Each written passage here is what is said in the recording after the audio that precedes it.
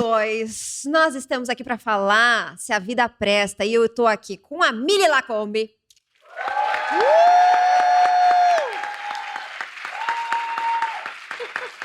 E a Sucena.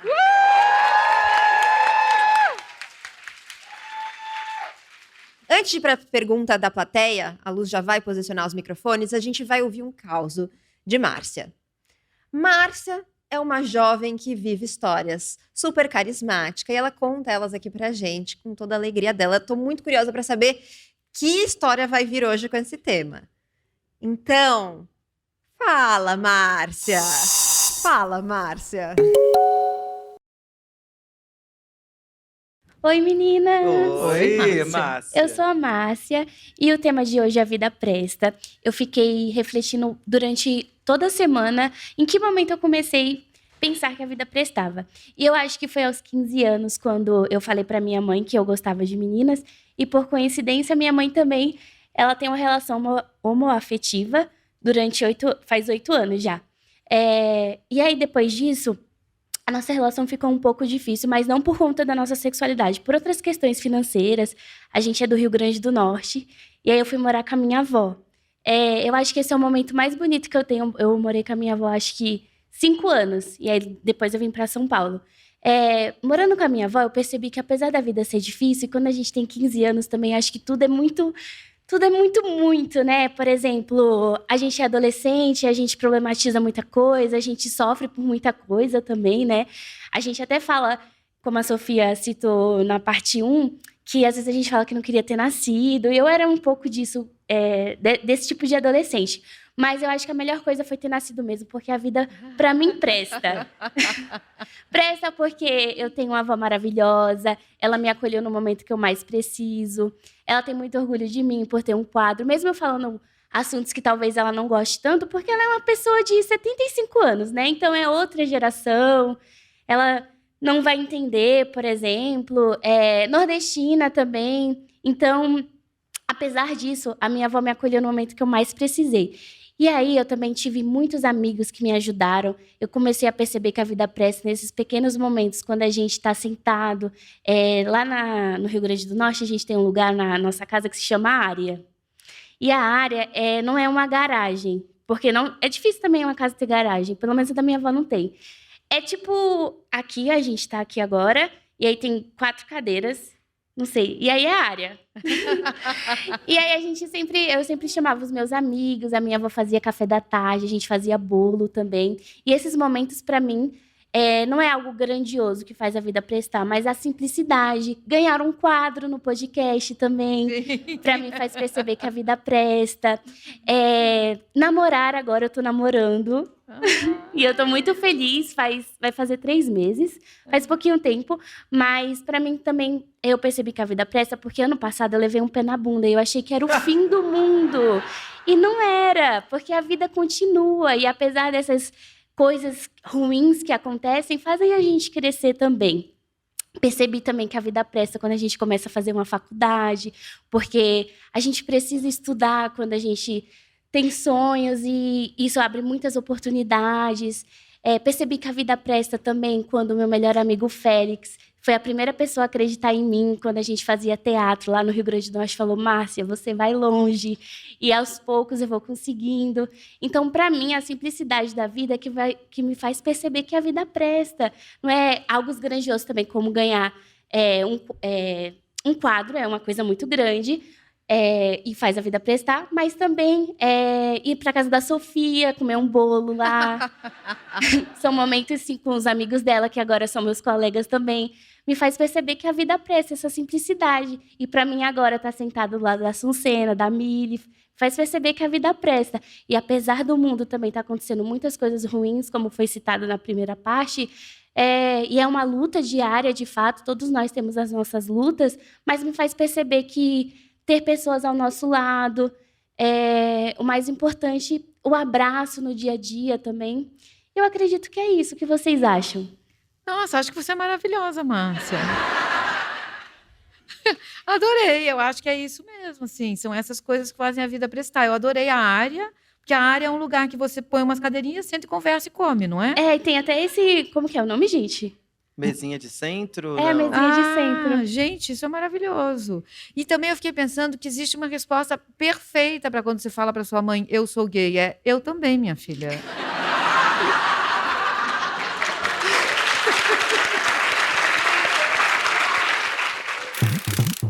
Eu queria trazer um tema e uma pergunta que engloba todos nós sobre o nosso envelhecimento, a nossa consciência e também as nossas relações íntimas. Como que vocês enxergam o envelhecimento do corpo, a transcendência da mente, e como que a gente consegue ter uma intimidade tão profunda, mas também pensando que o etarismo e o nosso envelhecimento natural pode ser um distanciamento de um romance ou até mesmo de um amor? Ai, que pergunta Nossa. boa! Obrigada. Gente, E que voz, hein? Nossa! E a voz dela. Você viu? Voz a linda. voz, né? Que voz, querida. Maravilhosa. Então, deixa eu começar, que aqui eu tenho um lugar de fala sobre etarismo. Então, agora, gente, eu ando pela rua vendo essas vagas 60 a mais e pensando, gente, já essa vaga vai ser minha.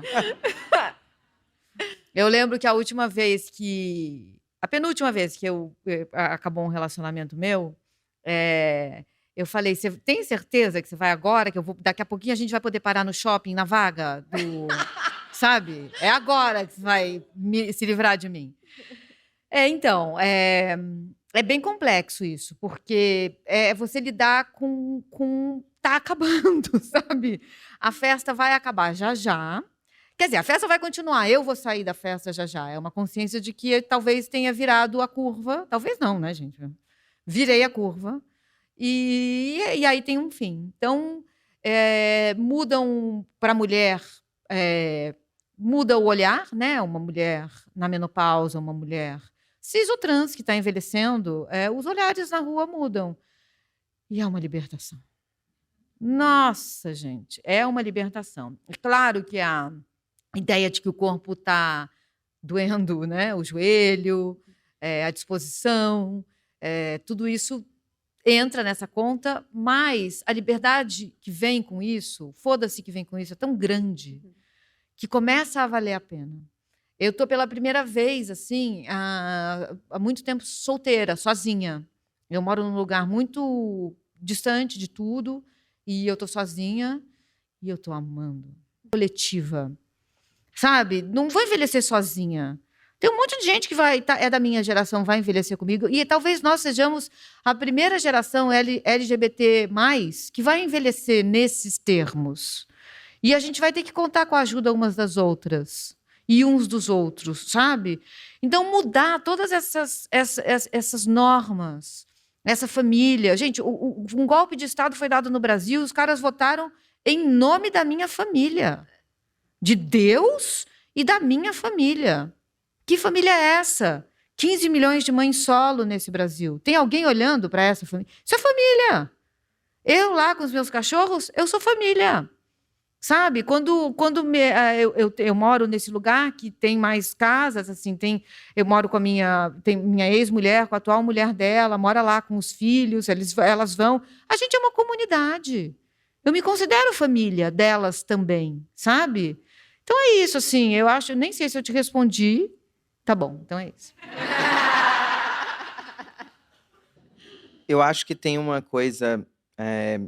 eu tenho gostado muito de ficar mais velho, né? Estou com 37 anos e cada ano que passa, eu tenho gostado mais. A ressaca fica mais fodida, mas a gente vai perdendo certas inseguranças e acho que as reflexões vão se aprofundando mesmo, se a gente deixar. Você pode tanto escolher envelhecer mal ou bem. Aí é uma escolha sua. Porque tem aquele envelhecimento de como a Márcia trouxe. Eu acho que uma pessoa de 75 anos, Márcia, inclusive, pode mudar, porque ela está viva. Eu lembro que eu conheci uma atriz trans de 65 anos e ela falou para mim, no meu tempo não era assim. Eu falei, mas seu tempo é agora, minha amada, você está viva. Claro que é mais difícil, a gente pode escolher ser uma pessoa mais velha que não quer mudar, ou uma pessoa mais velha que aceita as constantes mudanças da vida e de que as ideias mudam, que os pensamentos mudam. e que, enfim, eu vivi... A minha avó, ela foi muito mais... muito mais... Não é amorosa a palavra que eu queria dizer, mas ela me abraçou muito mais do que meu pai, que é o filho dela. E muito mais jovem. Meu pai tem 57 anos, ele me teve jovem. Minha avó tem os seus 77, e minha avó foi quem trouxe a ideia de Deus para falar que estava tudo bem comigo. Então, assim, ela falou, não tem nada de errado com você, não. Ela me chamou pelo nome, falou, ainda trouxe uma passagem bíblica que falava assim, ó, Deus não está olhando para o vestido que você usa, para o batom que você coloca na boca, agora para o seu caráter, Deus está olhando. Então, tá tudo certo com você. E depois ela ainda falou, aí, você não está vestindo roupa feia, não, né? E mais, ela falou, comprei umas lingeries bem bonitas para você. Que maravilhoso. Então, essa foi a minha avó, cara. Então, assim, esse envelhecimento é um envelhecimento que transcende. Ela foi para o texto bíblico porque ela preferiu ler o texto bíblico com amor. Falando aqui, você acredita nisso? Então vem cá, a gente vai te abraçar, porque você não é uma irrealidade, você está aqui agora e eu quero te abraçar com aquilo que eu acredito. Então eu acho que esse envelhecimento é maravilhoso. Isso aí, porque, enfim, a gente pode escolher como envelhecer. Claro, eu estou falando dentro de condições, Sim. nem todo mundo pode escolher como envelhecer, mas eu acredito muito que eu quero envelhecer acreditando nas mudanças do mundo, da vida, percebendo que a vida muda, que a vida, enfim. E eu acho que entender a fase da vida também, porque o capitalismo ele é muito utilitarista. Ou seja, quando os velhos deixam de produzir materialmente, eles deixam de servir. Só que não é que eles deixam, eles estão, as velhas já são nossos anciãos, eles vão nos ensinar sobre outras coisas. É a hora deles sentarem, é a hora deles serem servidos, é a hora de... Enfim, a gente deixou de conceder esse papel às nossas velhas, aos nossos velhos, que é lindo, né? A gente escutar as histórias, concordando ou não. A ancestralidade está ali. Então, eu penso que precisamos nos reconectar com os nossos velhos e as nossas velhas e entender que eles são muito úteis em outra fase da vida e em outro lugar. É mais ou menos isso. Que lindo. E a voz linda, né? Meu avô, antes de, né, enfim, antes do avanço do Alzheimer, ele foi a primeira pessoa, e acho que a única da minha família, que usou os pronomes masculinos comigo depois que eu disse que era uma pessoa não binária e aceitava todos os pronomes. Uau. Então, Nossa. então, enfim, concordo com você. Acho que há tempo sempre, assim. Bom, eles sempre foram muito incríveis. Vamos para a próxima pergunta. É um prazer estar na presença de pessoas tão grandiosas e tão intelectuais, na minha perspectiva de visão. E a minha pergunta é pegando um pouco do amor, sobre o amor próprio. Depois da sua transição, depois de você perceber que era uma mulher lésbica, como vocês sabem que estão se amando e como vocês percebem esse amor próprio? Porque vocês são pessoas mais velhas do que eu, só tenho 18 anos, eu sou um bebê. Então... Bebê! Então, eu mesmo não sei como eu tô me amando, se eu estou me amando, e eu queria perguntar para as pessoas que eu admiro, e admiro muito vocês. Então, é isso, mais ou menos. Ah, que pergunta boa Ótima. também, né? Como a gente sabe que tá se amando. De uma bebê. Excelente, né? Olha, pra gente que quiseram fazer a gente acreditar que a gente estava fora de uma certa norma, né? Desse universalismo. A gente precisa lutar muito para entender o que é esse amor próprio, para a gente mesmo não internalizar essa opressão, sabe? Durante muito tempo eu fui homofóbica, porque eu tinha vergonha da pessoa que eu era, né? Eu queria me esconder, eu me obriguei a namorar homens, a sair com homens, eu achei que eu ia casar, eu achei que era esse o meu destino. porque eu ia ser infeliz para sempre. Quando a gente vai cavando esse túnel, cada uma de nós cava o nosso túnel, né? A gente vai se orgulhando dessa luta, dessa coragem, sabe? E isso dá muita autoestima. Eu acho que se a gente consegue olhar no espelho e ver de onde a gente veio, e ver como a gente lutou, e as coisas que a gente teve que superar, isso dá muita autoestima para a gente, muita confiança. E hoje eu me orgulho muito dessa caminhada, sabe? Da pessoa que eu sou. Talvez eu entenda como esse orgulho se manifesta, né? Que eu acho que é a sua pergunta. Quando eu estou muito bem sozinha, eu fico muito bem sozinha, comigo mesma. Eu me faço boa companhia, eu sou boa companhia para mim mesma, sabe?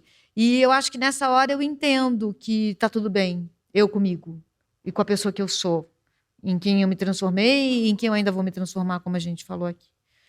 Mas eu acho que é isso, é você entender que você ser uma pessoa LGBT+, num mundo em que todos os dias diz que a gente não pode, e ainda assim a gente segue, se isso não der autoestima, o que vai dar?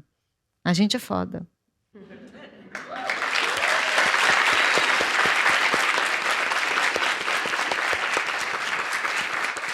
Eu quero endossar a fala da Mili e trazendo um outro ponto de vista, que assim, é sempre uma construção, né, o amor próprio. Então a gente não nasceu mamando nas tetas da desconstrução e nem nasceu aprendendo a construir. Então é sempre uma relação comigo e com o outro também. Esse aprendizado de viver em sociedade, de você encontrar a sua dignidade numa sociedade, de você conquistar a liberdade, do que você acredita como liberdade na sociedade, e também de se dar o direito de ser contraditória também, de errar também.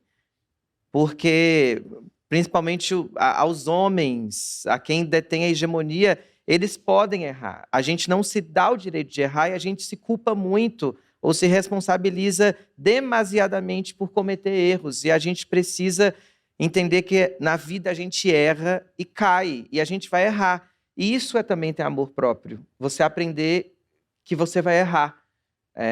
E ser contraditória. Todas as vezes que eu sou contraditória, às vezes eu me culpo tanto por ser contraditória, por às vezes falar aqui essas coisas que a gente está falando de autoafirmação, e às vezes cair em contradição. Mas o que o mundo também, se eu não for gente e contraditória? Então, tá tudo bem se nós formos contraditórias. E claro, fazendo uma autocrítica, aprendendo com os nossos erros. E, enfim, eu acho que se amar também é se dar o direito de errar. E saber que você vai errar e vai se beijar depois e falar assim, eu sou uma bebê que erra.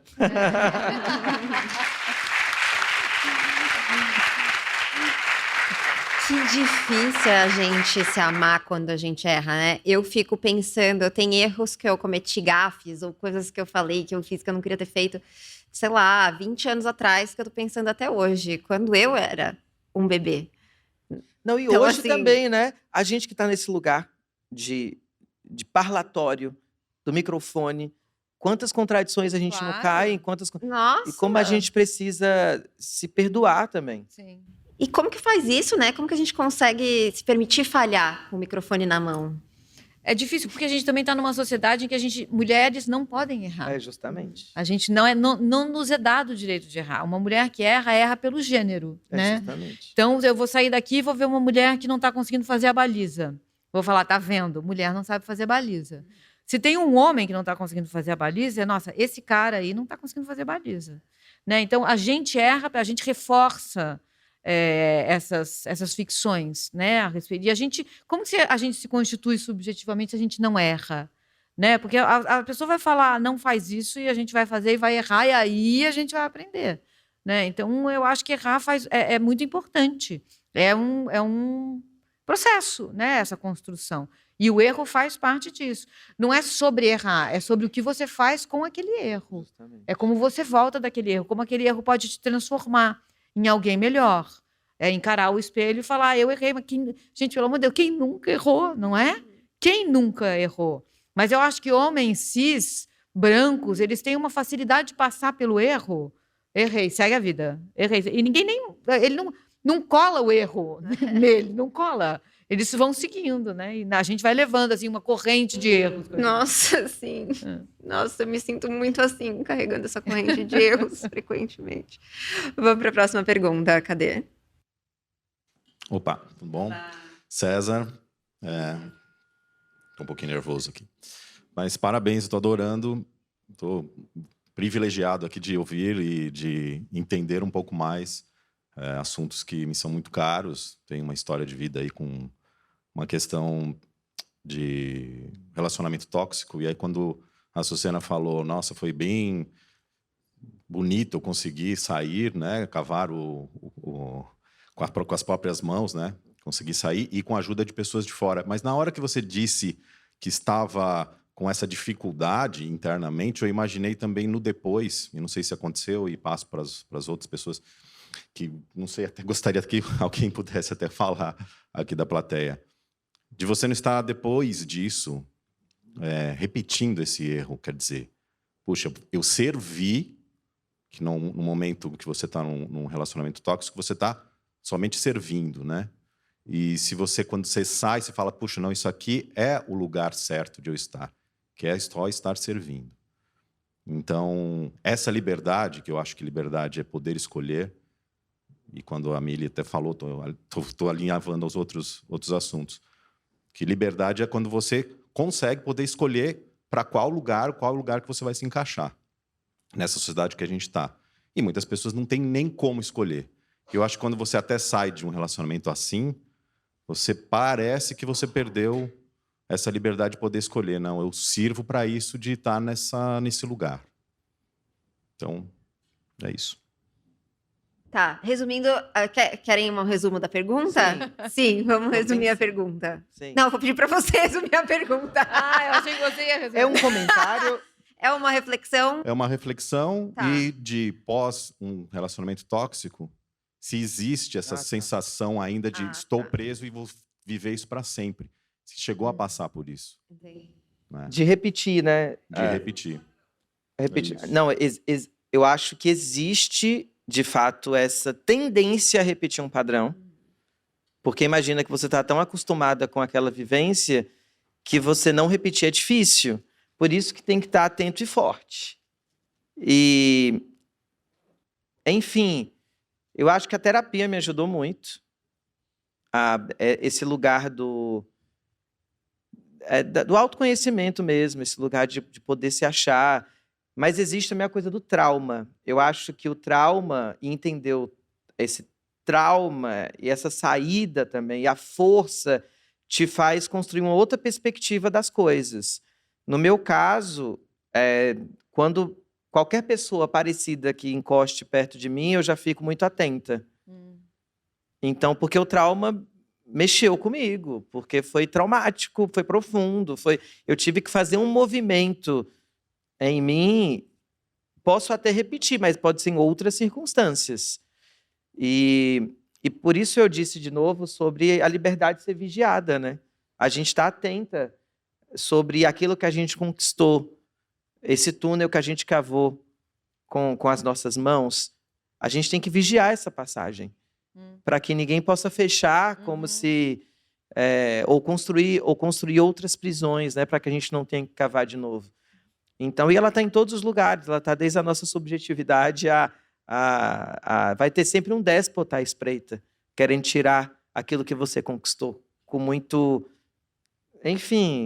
trabalho, com muito esforço. E acho que é isso. É possível repetir, é possível, mas não vou mais não, viu? É que a gente sempre... quando você vive uma situação abusiva, quando você está passando por ela, você pensa, não está acontecendo. Não está acontecendo. É isso mesmo. É tipo um capotamento. Você fala, não está acontecendo isso, não está capotando esse carro. E aí, finalmente, você vê que sim, que está acontecendo. Mas talvez seja mais fácil você contar com a sua rede de apoio. Primeiro tem o trauma. Se você já passou por isso, você vai falar, há sinais aqui. Nessa hora, eu acho que talvez a gente tenha que olhar para a nossa rede de apoio, porque quem está fora vê com muita facilidade. A gente não vê o nosso, mas a gente vê das nossas amigas. É isso mesmo. Né? A gente vê dos nossos amigos. Então, olhar, pegar esses sinais de fora, assim, pedir, está acontecendo isso? É isso mesmo? Porque você vai ter essa resposta, sabe? Então, eu acho que você ter passado por não é preventivo a um outro. Você está vacinado, é a vacina. Você toma a vacina, não quer dizer que você não vai ter. Mas se você pegar, talvez seja mais leve e você saia mais rápido. Acho que é isso. Talvez, né? Talvez. Vamos para a última pergunta. Bom dia, boa tarde, boa noite, não sei, né? Esse escurinho aqui do auditório, né? A gente não sabe mais que A horas gente são. perde até a noção, né? Assim, e a emoção de estar aqui na frente de tanta gente inspiradora, né? Vocês são... Nossa! E o que eu proponho aqui é pensar o seguinte. A Maria Angelou, né? Ela fala algo parecido com faça o que você pode, com o que você sabe, né, no momento, e quando souber mais, faça melhor. Eu me pergunto, e pergunto para vocês, e até para a pessoa que vai ouvir esse podcast de repente do nada, assim, que cai, de certa forma, é uma bolha que a gente está aqui, está todo mundo, né, aconchegadinho, envolvido, mas será que para uma pessoa que está lá fora e que não sabe exatamente se ainda dá tempo, se dá para fazer o seu melhor, se ainda dá para fazer o que realmente acredita e pensa e quer, né? Porque a gente já discutiu um pouco disso tudo aqui, né? Vocês, sinceramente, acham que dá para a gente fazer ainda o melhor que a gente puder? Tomara que o melhor esteja sempre por vir, né?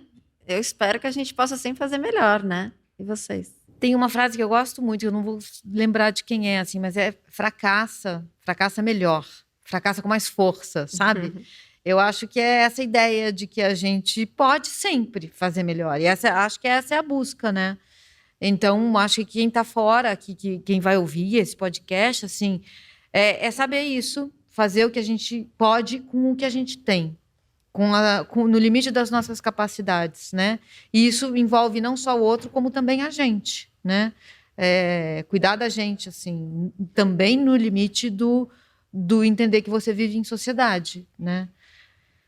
É difícil, gente, assim, muito... Viver não é para amadores, uma vez alguém me disse, assim. Não é. Essa treta aqui é complexa, né? Então, é uma luta constante, diária, todos os dias. Amanhã vai começar tudo de novo. E a gente tem que fazer o melhor com o que a gente tem, nesse momento que a gente tem. Também saber pedir ajuda é importante, né? A gente nessa sociedade que não pode fracassar, pode errar. Saber pedir ajuda é muito importante. Falar, levantar a mão e dizer não tá bom, não tá fácil. Eu estou precisando de ajuda, que é uma coisa que é mais difícil para os homens, né? Eles sofrem mais com isso do que a gente. A gente ainda faz isso de uma maneira melhor, né? Mas, enfim. Vocês pedem ajuda? Não. Nossa, eu peço. Eu peço. Você pede? Eu não peço. Puta que pariu. Mas, assim, você falando sobre viver, fiquei pensando, né, nessa coisa que existem tempos diferentes, né, para as pessoas, sobre aprender a viver, né? Porque ninguém nasceu, te deram uma cartilha e falaram assim, agora lê a cartilha e viva. É isso. A gente vai aprendendo a viver mesmo. Eu sou muito lerda, por exemplo, para compreender as coisas. E, na minha lerdeza, eu estou refletindo mais sobre a vida, óbvio. E eu acho que tem gente que aprende mais rápido do que outras, em algumas circunstâncias. E eu acho que eu estou aprendi mais devagar, mas estou aprendendo bem. E nem tanto. Mas é isso. Eu acho que antes de tentar fazer melhor, essa reflexão sobre a vida é muito importante. E é muito bonito isso, fracassar melhor, né? Que se você fala fracassar melhor, fracasse melhor, você quis fazer melhor. Exato, exato. Você vem o fazer melhor. Mas assim, aí tem essa compreensão da vida, de que a vida a gente vai aprendendo o que é a vida. E só vai aprendendo a viver quem vive. E também só fica velho quem não morre. Porque muita gente morre cedo. Então a vida traz esse percurso maravilhoso de aprender a fracassar melhor, tentando fazer melhor. Nossa, gostei dessa frase. Depois eu vou descobrir de quem é, para citar. Mas, sabe, me dá a chance de falar, porque assim, eu fiquei aqui, né, cagando essa regra de peça ajuda e eu não peço ajuda. Então, e aí eu falo, homens não conseguem, né? E eu me identifico como mulher, né? Eu sou uma mulher cisgênera. Então, o que eu acho é o seguinte: essas qualidades atribuídas ao masculino e ao feminino, é isso que aprisiona tanto a gente. Porque, assim, eu sou imbuída de muitas características masculinas, né? Então, não pedir ajuda é só uma delas. Assim, quando eu comecei a dirigir, eu dirigia da maneira mais estúpida possível. Eu corria, sabe? Então, isso tá em mim, assim. Eu fui um menininho crescendo. Tudo que você sofreu por ser efeminada, eu sofria por ser, assim, bem... Eu tinha o cabelo muito curtinho, me confundiam com um homem na rua, eu adorava, minha mãe odiava. Então, eu acho que é isso. São essas características que estão dentro da gente, sabe? Características masculinas e femininas. A gente pega isso, né? Então, sim, eu considero um erro eu não conseguir pedir ajuda, sabe? Mas eu acho tão bonito quando uma pessoa pede, eu acho tão erótico e sedutor uma pessoa vulnerável, uma pessoa que consegue dizer não tô bem, e ainda assim eu não consigo. E a gente se apaixona por essa vulnerabilidade. A gente não se apaixona pelo que a pessoa tem, ou quer mostrar que tem de melhor. A gente se apaixona justamente pelas rachaduras que a gente vê, pelas vulnerabilidades, né? Então, é isso, assim, é uma contradição, né? Eu não peço, mas eu acho bonito quem pede. Ai, gente, eu sou apaixonada e fiquei ainda mais apaixonada por vocês ao longo dessa conversa. Muito, muito obrigada pela generosidade, pela troca, por estarem aqui hoje. Obrigada mesmo, de coração. Obrigada a vocês. Eu que Sofia. agradeço. Obrigada a vocês. Prazerzaço.